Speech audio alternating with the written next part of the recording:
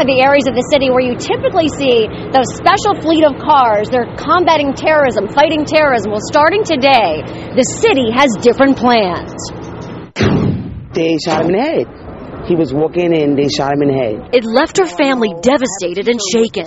She says her 14-year-old cousin was killed on the streets in Queens. His crime, just walking home from school. Something can happen to you that fast. At this house in Queens Village, a 38-year-old father gunned down inside. The family is now living in fear. They told me they're too afraid to go on camera or even come out here into the street. It's murders like these that have the city on alert, now shifting some of its anti-terror cops to fight crime on the streets. When we look and see a particular type of illegal activity, we move our resources over to stop it and make sure that people understand that we won't tolerate it. According to the NYPD, 8 of the 67 special cop cars used to counter terrorism will now be on patrol in parts of Queens and Brooklyn, areas with spikes in violent crime.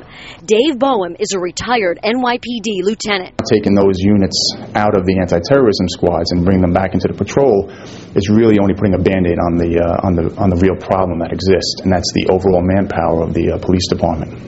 A force that's shrinking and can only do so much. But it has some concerned about losing focus on terrorism. I've seen the plane come into the building.